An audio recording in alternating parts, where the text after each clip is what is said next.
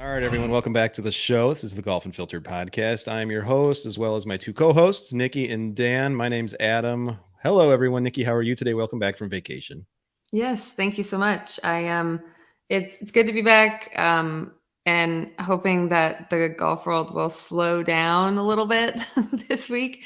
Although, of course, now it would be par for the course for it to slow down now that I'm actually home and able to focus on what's going Right. on. So, yeah, good to be Yeah. back. We will definitely talk about some of those topics as well that we caught you on vacation. Dan, you went and played golf today in 90-degree heat. How are you today? Are you hydrated? It was a balmy one. I just got back, got the Gatorade here, so we're gonna go ahead and work on some rehydration. But yeah, it was a hot one. The course was empty for the most part because it was a hot one, and also it was a Monday. But right, shot a 97, but it was a 97 on aerated greens, so I feel like it's not your average 97. So I'll take it.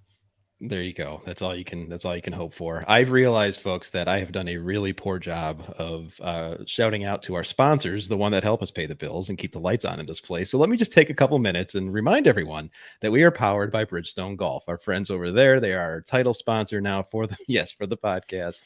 As well as Cog Hill Golf and Country Club. Of course, you guys know that they've been long-term partners, as well as our friends over at Sharp Focus Nutrition. And you can learn more about them. Past episodes that we've done with Sharp Focus as well. They got a great little system that will keep you in the game and playing your best while you're on the course. So now that I have finally remembered to do that, I think we could talk about some of the golf that happened over the weekend. Of course, the U.S. Open, the third major of the year on the men's side, took place. It was almost really exciting. There were a lot of narratives that were going around, especially the resurgence of Rickie Fowler. I think would be fair to say. We're going to talk about all this stuff. But Nikki, you were at Hilton Head Island. You were watching golf as much as you could. Your initial impressions first. Well, we're big Rickie fans, and I know I've talked about this before about how we were at the Masters in 2018 and how we were like there on the 18th green, and we were like, just, oh, is he going to do it? Is he going to close this out? And then he just didn't. And like, I got that same feeling in my gut watching him on Sunday, being like, oh my God, is this it? Is this going to happen? Is he finally going to close this out? And then he started like making pars and then making bogeys and then just like not getting it anywhere close to where he needed to be. And I'm just like, oh my God, it's happening again. And I had that same feeling in my gut of like, oh no.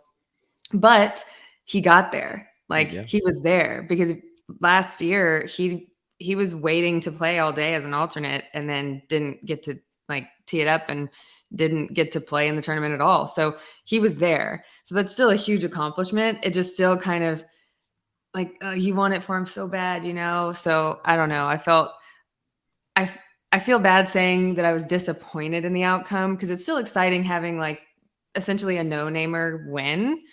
But I mean, to say what everybody's thinking, that's not really. We wanted either Rickie or Rory to win after right. the way the leaderboard was on Saturday night. Totally. I'm right there with you. Dan, how about you? When you were watching it, felt about Rickie, did you want Rory to win? It was basically, it was like it needed to be Rickie or Rory or even Scotty. Like it's great that Wyndham Clark won. His story's fantastic. His mom dying when he was in college, and she's the one that turned him on to the game, and he thought about quitting, and then he decided to come back. I mean, it's a great story. Don't get me wrong, but golf sickos like us aside, for that casual golf viewer that tunes in maybe 4 or 5 times a year, they saw Rory, Rickie, and Scotty Scheffler, and they're like, "Oh yeah, those guys." And it's like, well, who's Wyndham Clark? So, it's nothing against him, but I feel like Rickie would have been a great story because he's finally working his way back up. He was one of the guys that was very vocal about, yeah, I could have taken that Saudi money. I thought really hard about taking that Saudi money because my game's not where it was anymore. And it would have been really easy for me to just say, yeah, I'll take 75 million and basically be a part-time golfer. And he didn't. So that would have been a great story as, finalizing his way, working his way back up to the top. And then, of course, being the first major since this merger would have been great had it been Rory for that reason as well, too. Not to mention the fact that it's been, since 2014 since his last major. So, he's had a bit of bad luck at these majors as of late, too. And then, of course, Scotty Scheffler just being Scotty Scheffler as of late. But Wyndham won it. It's fine. It's great. You know, it's going to be one of those trivia question U.S. Open winners, I feel like, here in a couple of years, because it's going to be like, oh, yeah, Wyndham Clark did win that one that nobody was really at LA Country Club a couple of years ago. Okay, cool. Yeah. All right, let's keep going. Yeah, I'm not seeing Wyndham Clark. No offense to him, even though I know he's not listening to this, but I don't see him as a multiple major winner. I think he's going to be maybe a Jason Duffner or, you know, of that ilk moving forward. But I could be wrong. I mean, obviously, Wyndham Clark, he had his first PGA Tour win a little bit earlier in the year, playing extremely well. I mean, on that course, which really was just overpowered, I think it was fair to say. 2 record-breaking rounds by Rickie Fowler and Xander Schauffele in round 1. LA Country Club, in your guys' opinion, I mean, Nikki, let's start with you. Do you think, as far as we've seen the we've seen the chatter, we've seen the opinions on social, I mean, did LA Country Club hold its own? Was this a cool venue for this National Open? The only thing I'm going to say is that every time they showed Lionel Richie's house, like in the background, or pointed out that it was Lionel Richie's house, the only thing I could think of was all of the like get ready with me videos or makeup tutorials that I've seen Sophia Richie do on like Instagram or something. And I mean, yeah, that's pretty much the only thing I really have to say about the course. I know there's been a lot of commentary about how, you know, oh, there's no fans, and oh, it was like the corporate open, and you guys know how I love Augusta, and I don't like to talk bad about them, but like, have you been to Augusta? I mean, they have Berkman's Place like for that exact reason. You know, so I don't know. It's gotten better in past years. They've opened up more tickets for people for a reason, but I don't know. I think there was a golf.com reporter who tweeted something that I thought was funny about, like, you know, oh, upsetting to hear about all the accusations that this US Open and this country club is like catering to like a small group of wealthy white people, you know, which is so different from all the rest of golf's recorded history up until this point. Which, yep. Yeah. I think our friend Chris McEwen even said something, was like, oh, white guys are being excluded. Weird. They don't like that. Yeah. Yeah. It's like the gif from The Office. This is a white. Yeah. Totally. Dan, your impressions of LA Country Club. All I'll say about it is it's a good thing they've already got it locked in for 2039, because that's the only way they're going to see another US Open again. And it wouldn't shock me between now and then if the US Open started shopping that date back around, or the USGA, I'm sorry, started shopping that date back around. That's nothing against the course itself. I thought the course itself was actually a fun little US Open course. I know some of the players didn't necessarily agree with that. I thought it was a fun little course. However, if you are going to be a country club or a private facility who wants to host the biggest golf tournament in the United States and then say that nobody can come, then maybe you shouldn't be a host of said biggest golf tournament in the United States and then say nobody can come. Right. Reports from the tournament said there were about 4,500 people a day on site that were the quote unquote general public. Everyone else on site was either a member of the club or they were in corporate hospitality suites. Also, that same report said that if it had been up to LA Country Club, there would have been a grand total of 0 members of the general public on the property. They actually tried to buy up every single ticket and basically make it where only their own members could attend. And the USGA was like, no, you can't do that. The fact that the USGA even let them buy up half, 4,500. They let them buy up 4,500 a day. Even the fact that they let them do that was pretty shameful if you really break it down to what it really, I mean, it's the United States Open and you did not let the United States public in, then why is it there? Yeah. That was very annoying too, you know, just to hear those reports coming out. And of course, if you've ever been to LA, you know that traffic is terrible. But then there were also people saying like, well, yeah, traffic's awful. We're renowned for bad traffic, but there's also a lot of parking around, and there were entire parking lots that were empty. You know, I saw a tweet, I forget by who, said something of that to that degree as well. I just love the fact that Hugh Hefner built a zoo behind the 14th tee, and you could hear the monkeys and you can hear everything else just, you know, going off in the back of the camera and microphones during the telecast. That is just hilarious to me. I'll say this too really quick as far as that the traffic debate down here in South Florida, we have some pretty bad traffic too. And every year the Honda Classic comes to town and they don't really have trouble filling that place up from sun up to sundown. It doesn't exist anymore, but even the years when Doral hosted the WGC event, they didn't have a ton of trouble getting people inside the gates at a reasonable time every day. So yeah, I agree. The traffic obviously is really bad, and we see it a lot of times down here with Heat games and other sporting events. But if the public were actually allowed in, they would have figured out a way to beat that traffic and get in there at some point during the day. You saw that crowd in Eastlake when Tiger won the Tour Championship, and Atlanta traffic's a disaster. Yep. So I don't think they can really blame it all on traffic. So right, fair enough. I think the private member or the members of the club buying up half of the tickets is just ridiculous. And I think Monday Q Ryan tweeted something like, you know what? Despite all these logistical things that people are blaming whatever on, you'd think in the 10 years that they announced the site, they would have figured something out. But clearly it was an interesting thing to watch, especially since, most of us in the central time zone, you guys are in the East Coast watching West Coast golf. Those first tee times, there may have been 10 people around the opening tee shots. It was really odd. But, at the end of the day, we got to see the national championship, and we saw Rory McIlroy once again contending for another major. Maybe let's talk about Rory for a little bit here. I mean, we're not going to go down the path, or at least I won't. You guys are more than welcome to. Obviously, closing out tournaments has been a thing for him recently, especially when he's got a wedge in his hand. He's just, for some reason, got the yips on a Sunday. But he's still there. He's still showing up. Yes, it's been 9 years since he's won a major, but he is still in contention seemingly every single time. Dan, what do you make of Rory right now, the state of his game, in addition to everything else that he's doing as the quote unquote face of the PGA Tour? Yeah, I don't. It's probably a little more than a coincidence that he had one of his better performances in a major, certainly this year, if not even in the last couple of years, basically the week after, where he was like, I'm done talking to people. I'm done meeting with the media. I'm done talking about LIV. I'm done talking about this merger. I'm even done talking about the PGA Tour. I am just going to go out and play golf now.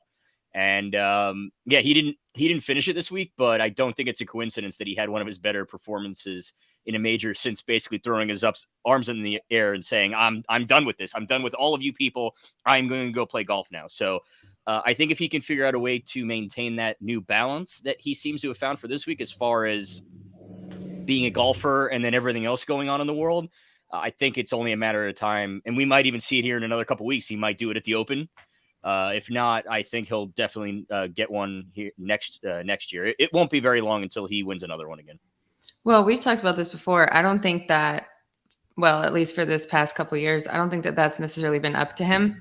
I think that a lot of that pressure has been put on him to care about everything else that's been going on in the golf world and be the spokesperson, or in his own words, the sacrificial lamb for the golf world and the PGA Tour. And I think, as we've clearly seen, it's not doing him any favors. And, like you pointed out, when he said, you know what, not dealing with it, not going to give any comments, not going to talk about it, and just gonna play. And I'm curious if I have a conspiracy theory that Tiger was involved in that advice, because we have not heard from Tiger yet. We have still not heard from Tiger. And I think we aren't going to hear from Tiger. I don't think Tiger's going to give his opinion on it at all. And I think that that's probably the smartest thing. We probably don't need to hear Tiger's opinion at this point. But I think the fact that he hasn't said anything, like he gave Roy advice to say, you know what, you don't need to say anything anymore. Everybody already knows where your stance is. They've known what your stance is the whole time. True. Just go and play golf. And so whether Tiger gave him that advice or not, I don't know. I mean, Roy could have just figured that out on his own, but still, I think, like you pointed out, it clearly helped his game, because it's all season long. It's been, he'll be right there. He'll be finishing second, in a big tournament. And then the next week he'll miss a cut and he'll play terribly, like what was it? The Arnold Palmer, he was so close. And then it was like the players he did disastrously. So it was like, is this something where it's like, okay, he did so well this week, but then, next week we're going to see him do bad again? I don't know. Can he keep the same kind of, I'm just a golfer, I'm no longer like the sacrificial lamb anymore? Who knows? But right. Yeah, it's going to be interesting to see not only how he rebounds from another runner-up finish. Obviously, he's going to be a heavy favorite, I would assume, going into the Open Championship, the last major of the year. This is the first time that the three of us have actually been on the same call for a post-merger, whatever this thing ends up being. The partnership, the merger, I know that in the last episode, we were able to capture some thoughts about what we all had regarding the news that broke out of nowhere. But we've all since learned a lot since then. We now know that the Department of Justice might actually block this from happening. Who knows what's going to happen? Jay Monahan has a mysterious, secretive health issue that, hopefully he's okay, obviously. But, it's hard to not think about, all right, well, that the merger was announced in secret or planned in secret, and now all of a sudden Jay's gone and we're not hearing from Tiger. And so as golf fans as a whole, and Nikki, I'll go back to you on this to start. What are we supposed to do to make sense of this while also just go back to being fans of the game? When you and I talked while you were on vacation, you were kind of saying like, you don't really know how to take this right now. Has anything changed in your mind regarding all this news? No, I still don't have a clue what's going on. I know nothing. I feel more confused than I did before, especially like you just pointed out, like now we don't have like Jay Monahan is like out of the picture, and now the government's getting involved, and like I don't understand. I don't know what's going on, and I just want to watch golf and know what's like who's going to be playing in the tournament. I mean, Brooks made a comment in his presser about like a cheeky comment about like, thanks guys, see you next week at the Travelers, and like kind of winked, and like it was funny, everybody laughed, but like I left thinking like, hang on, is he playing in the Travelers? Like can he play in the Travelers? Is he allowed to yet? Have they said the rules? Is there a tournament in which they're like, okay, this is when you guys can start? What are the rules? Have they said? I mean, I know that they outlined some sort of date, but like, do the players even know? Are they just finishing out their LIV year with LIV? Are they allowed to play both now? I'm not even kidding when I say that when the tour released on Friday afternoon, how they do every Friday, and I usually see it on Twitter, the list of players who are playing that following week, I legitimately pulled it up and looked for Brooks' name. I'm not even kidding you, because I'm like, this guy's joking, but watch him not be joking, because we truly know nothing. So like, I literally was like looking, because it's in alphabetical order. I'm like, K, okay, no, he's not in. And I'm like, all right, ha ha ha. But like for a minute, I was like, this guy might be playing chess while we're all playing checkers and thinks that we're joking. And then he's going to show up and it's like, oh, okay, cool. Because like Nikki said, we truly still know nothing. Yeah, the whole thing's been wild. I like you guys, I don't know anything either. And it seems like the level of not knowing anything goes pretty deep, even up to golf royalty. I mean, Tom Watson just today, I believe it was in Golf Digest, penned an opinion article that I think I shared in our group chat. And he basically just reiterates in very eloquent words, he doesn't know what's going on. He had literally 2 paragraphs. Every sentence were just ended in a question mark. And he asked very poignant questions as far as, all right, well, what does it mean for this? What does it mean for that? Did anyone even think about this? I think one thing that we do know, or at least we can assume and probably be correct, is that there wasn't a lot of forethought in this. It was more or less the PGA Tour, as we've again learned more as it's come out, it was hurting financially. I've heard things, and I know that both of you have too, where on top of the PIP, as well as the elevated events, as well as the bonuses under the table that we all kind of know, wink, wink, nudge, nudge, happened, the tour was going broke. They needed money. And then suddenly we hear this surprise news of this partnership, merger, whatever, with the PIF. I mean, Dan, do you think, we know that Jay Monahan hasn't handled this well, but will we see him again? Has he just made so many mistakes that he's gone? I think so. Yeah. I think that this is, I'm not necessarily going to go so far as to say he faked this ailment, but I think that the timing of it was possibly convenient, or at the very least, he's going to say, you know what, I'm out of the picture now because I'm recovering from this, and I'm just going to stay out of the picture. I mean, you touched on it a little bit a minute ago, but if reports that we've been seeing are to be believed, they had already spent upwards of $50 million just on court costs and legal fees for fighting the Saudis. Right. Not to mention the about $100 million that they were also spending in, like you mentioned, the PIP, the Wyndham Top 10, the FedEx Cup, whatever payments they were also doing. They obviously had to come up with a lot of the money for the elevated event purses, because as we've also learned, Honda wasn't the only sponsor that was getting pretty annoyed and was threatening to, well, in the case they did, threatening to, take their checkbook and go home. Right. There were a lot of their sponsors that the tour reportedly, or essentially, was trying to say, hey, we need more money from you guys if you want to be an elevated event to cover the cost of these higher purses. And these sponsors were saying, and what are we getting out of this? Because if I tell you no, and we're not a non-elevated event, we're still a tour event. So what is our incentive to now cut you a check for 20 million instead of 10 million? And so, and Adam, you and I talked about this on that episode where when Nikki was gone, where the money is coming from aside, the tour needed money. It just is, I guess, unfortunate that they went to they went to the oil well, literally, that they had been bad mouthing for the last 2 years or so.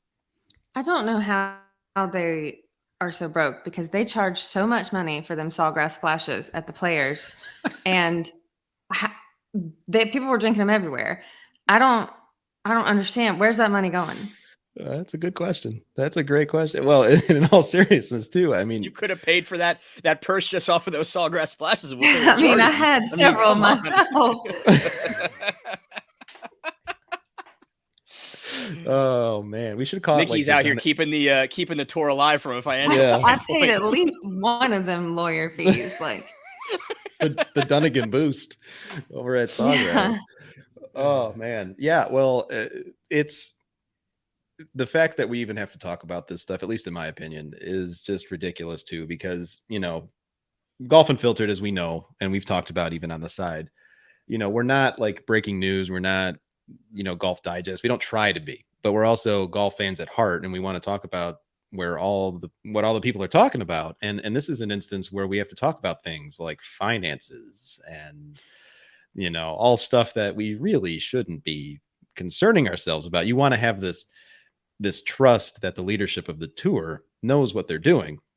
And I think what we've all seen, and certainly the players, if we are to believe what happened in that players meeting at the RBC, they don't trust leadership at all. John Rahm has said as much, and he said so in the opening press conferences leading up to this last weekend, or the major. I mean, is an overhaul, Nikki, going to happen? Do we care? Is that going to impact anything as far as your fandom? I mean, I'm still going to watch golf, and that's the problem. Is I'm still going to watch golf. I'm still going to care about certain players. It stinks because the past year and the way certain players have made decisions about which tours to go to and things, it has changed my opinion about them and the decisions that they have made, and the choices and just their attitudes about it, to be perfectly honest. But I'm still going to watch golf. I just don't know what that means in terms of how I'm going to watch it, where I'm going to get the golf, and what what that's going to look like, I guess. Right. And the details, I guess, don't really matter, outside of, giving me something to gossip about on the side. But when it comes down to, sitting down on the weekend to watch the tournament, I'm still going to watch. Probably. Dan, you feel the same way?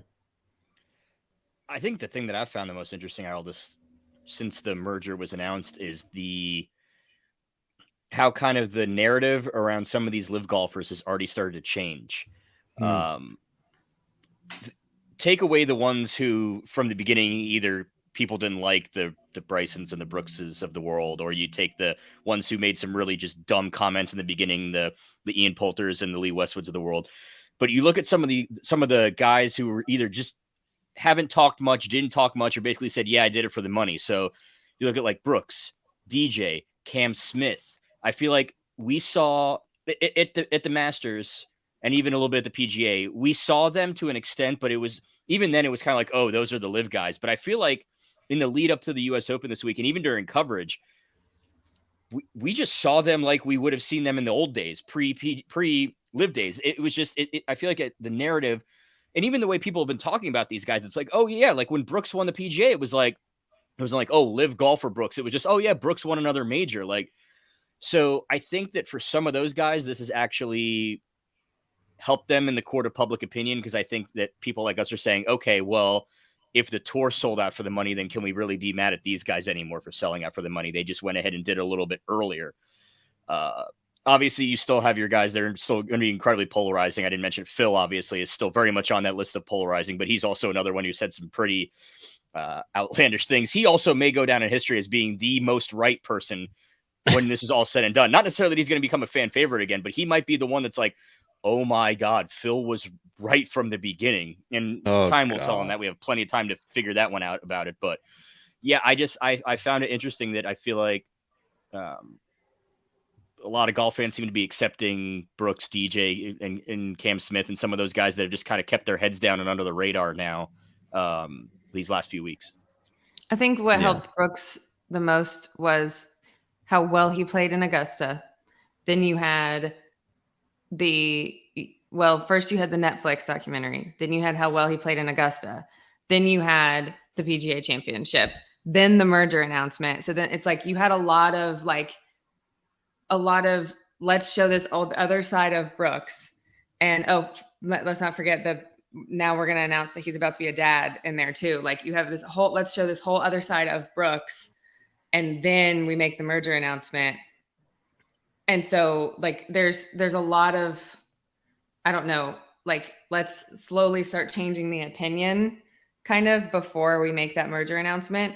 But I think you're absolutely right about like DJ, for example. Like DJ just flew under the radar. Like, yeah, he made that like, hey, I'm peacing out on the PGA Tour, like I'm resigning or whatever letter. But like he just kind of like flew under the radar, very DJ-esque, just like I'm just gonna do whatever I'm gonna do, kind of about DJ. And like and but after the merger announcement, it's like, oh, hey, we're gonna start showing DJ a little bit more now. And like I don't think anybody ever had a true bad opinion of him, but people were just like, I don't know that we should talk about him because of LIV. People had some strong opinions about other folks, but like there was a lot of like, we're just not really going to talk about him because of who he's associated with. Yeah. That's interesting too, because with the LIV guys, it's almost weird. As I was watching the Open with Dustin Johnson with his Aces logo, and even Pat Reed and even Cam Smith had his little LIV Golf emblem on his collar. It was the first time that they were in the mix along with a bunch of amateurs and the PGA Tour, insofar as, look, this is the entire golf landscape playing in a tournament, the US Open. It's the whole point of the Open, right? We're going to see a little bit of that too at the Open Championship, the British Open, in a little bit. And I found myself sitting back, kind of tying this all together, not knowing where any of this is going, not knowing who's in charge. We understand that Jay Monahan is supposed to be the CEO of some entity they're calling NewCo, which is like the code name for it. But I'm sitting there and I'm thinking, like, look, can't we just watch golfers? Can't we could still have the opinion of Phil, Brooks, Bryson, whatever, Ian Poulter, all them guys. We can also have the opinion of Rory, Xander, Patrick Cantlay, hell, Wyndham Clark. I mean, and it's gotten to a point now where I'm like, look, maybe in a weird way, This whole thing is just going to blow up spectacularly, however it ends up blowing up. And it's going to bring us back to the way it should have been all along. Just us watching golfers play golf, And I think even to reference again Tom Watson's article, he even said, yes, Saudi Arabia money is in every walk of life, whether we know it or not. It's everywhere. If we're just going to accept it, then let's just say, you know what? Yes, there's all the morality things that we've talked about ad nauseum on this show. There's all the things about you can support that or not. The fact of the matter is, what's most important in this regard as far as golf fans? Okay. Is it to get back to just enjoying it from a professional standpoint, knowing that there's an entire game out there that Nikki, Dan, and Adam can go play whenever we want, and it has nothing to do with any of that drama that's going on? And I think what I'm trying to say is we all have the choice to kind of get to that point and choose our level of entertainment. I've got a friend that often says we always choose our level of engagement with anything, whether it be catching up with an old college friend or family member or whatever you haven't seen. But I think that also applies to an instance like this, where if we want to engage in that stuff on social, it's there for us. We could do that. But we could also just sit back and say, look, I want to go out and just go to the driving range. I'm playing golf, So not really sure where I was going with that, but it just seems like there's this whole element where we don't need to get wrapped up in that. I don't know. And as we think more about the remainder of this season, I know that we're all planning, hopefully, to go to Atlanta to kind of meet up for the first time face-to-face, at least me with you two, to go to the Tour Championship. Nikki, as far as between now and the end of the year, we've got one major left. We've got a lot of stuff that we want to talk about on Golf Unfiltered. Where are you leaning towards in terms of, you know what, this is what I expect from my golf fandom overall, not just professional game, but is it, because not to get too personal, you've got a young son who you would love to get into the game. I know that because we've talked about it. Is that something that you want to focus on? Well, I mean, obviously, I want to go back to when I say, Ian Poulter, it's people know that it's because of his actions in the Ryder Cup and not because of LIV Golf. Like, because I have disliked Ian Poulter pre-LIV Golf because of Ryder Cup. Like, and that is because, and I feel like that should be the way that it is. Like, because I live in the US. Like, of course I'm going to root for like the US Ryder Cup team. But I feel like that's my golf goal at this point, is for like to get back to that and to, I guess, feel that way about the players. And like, I don't know, and get back to the point where like when somebody mentions Sergio, to not be like, ugh, and to maybe be a little more like, I guess maybe remember like seeing him win the Masters and being there in person, and not like, be as like, ew, about it. But then again, I don't know. I don't know if I will ever, like, there's some bridges that you can't unburn. So I don't know. True that. Dan, how are you feeling about things? I mean, between now and I played golf today. I can promise you that none of what we're talking about right now was discussed on the golf course today. We were listening to music. We were hitting golf shots. We were cursing when our shots didn't go where we didn't want them to. That's not going to change for me. This, Adam, you and I were talking about this briefly before we started recording. This is my time of the year down here in South Florida where I play a lot of golf, because the part-timers down here, the snowbirds, whatever you want to call them, they've gone back to the Northeast. They have given our golf courses back to us. So now, despite the 100-degree heat, we can go out and play golf, and it's not very expensive. We can go out and have fun. You can zip around there in 2.5, 3 hours and enjoy your day. So that's not going to change for me. If anything, this summer, this is the time where I'll be playing more golf. I might be watching less golf on TV, but I promise you I'll be playing more actual golf, which, like you talked about, that's what it really comes down to at the end of the day. It's not watching the golf. It's actually going and playing golf. So I'll be doing plenty of that. Obviously, I'm excited about the Open Championship. I get into it probably a little too much every single year. that week leading up to Thursday, I get my body trained to be on British time. I get up every day. My alarm gets earlier and earlier until come Thursday, I'm up at 2:30, 3 in the morning, sitting on my couch watching golf. I might take that nap around 10 or 11, and then, we're right into the afternoon wave. So I'm very much looking forward to that, but I'm also very much looking forward to getting out and actually playing a lot of golf this summer as well. Good for you, man. Good for you. So can we expect group chat tweet highlights at 3 a.m. from Dan Hauser, as we do every morning? You'll be getting them from me. You guys might not be awake and see them, a couple hours later when you get up, but I can promise you will be seeing that from me whenever you do wake up. Absolutely.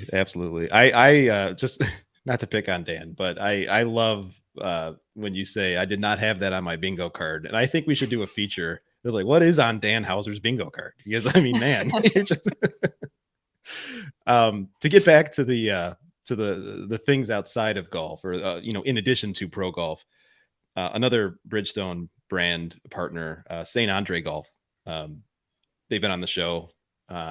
Super hilarious. Obviously, a lot of people listening to this probably have seen them. Our own Nikki Dunagan made a cameo or two at a St. Andre. What would you call it? Skit. Recently, they were down in the air. They were down in Atlanta, right, Nikki? Well, they're based out of Atlanta. Yeah. Okay. Yeah. And they were working on some stuff with Top Golf, and Aaron needed some extra folks for a shoot, and I was like, I got the day. So I joined him. I joined him down at Top Golf and spent the day down there. And it was fun. Yeah. So be sure to go check out it's on their account and Top Golf's account, I think, but see if you can find me. Well, I'm going to give you some hints. So here's one. There's a pan, and where they're looking at the bar in Top Golf, you could see our own Nikki Dunagan looking up at a TV, acting very, very professional, watching TV as a, now what time of day? I wasn't acting. I was actually watching it. They had golf on. So was this morning? Like, what's behind the scenes here? Are you drinking at like? We were. It was 9 a.m. And so, they want, you got to have it looking official so that the drinks are all open.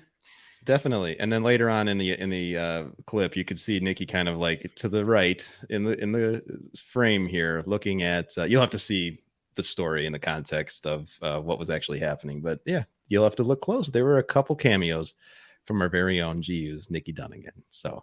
It's very funny.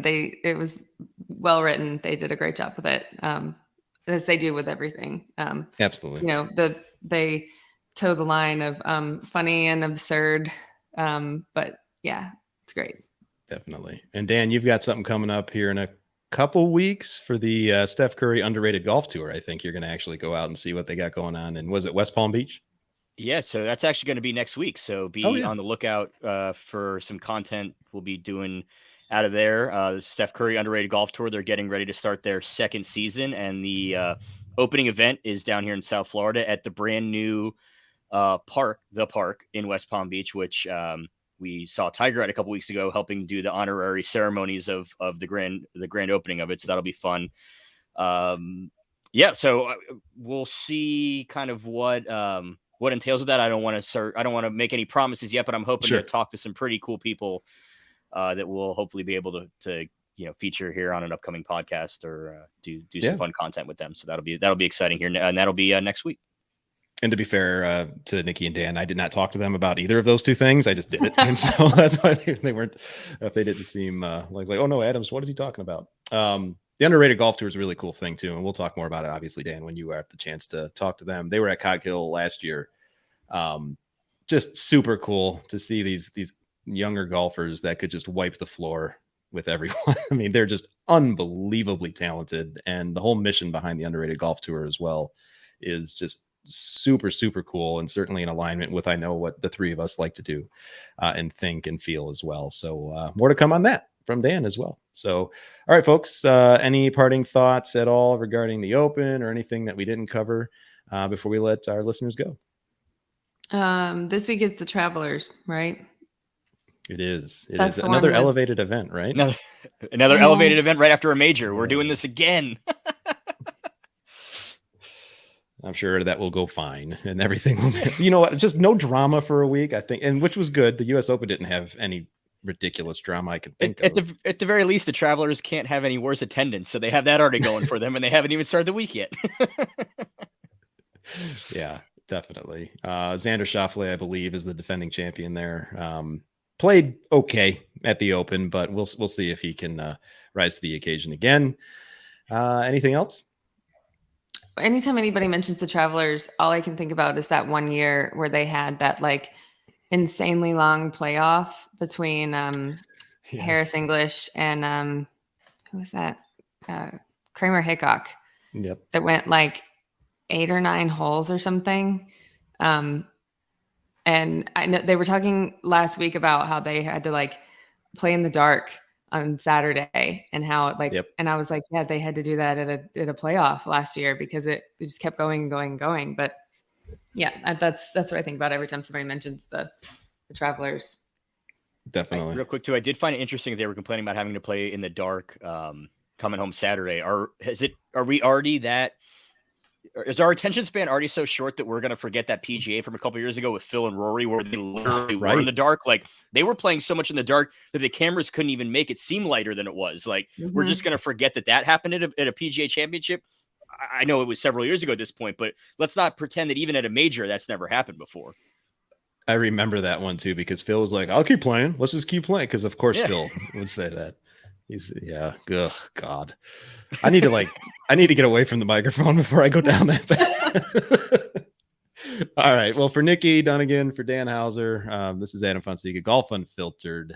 Be sure, let me go back to my little button here. Be sure to follow us on Golf Unfiltered on all the social media platforms. And of course, you could see our personal accounts underneath our name here for those of you watching on YouTube, and go and give us a follow on YouTube as well. So we'll be back again next week.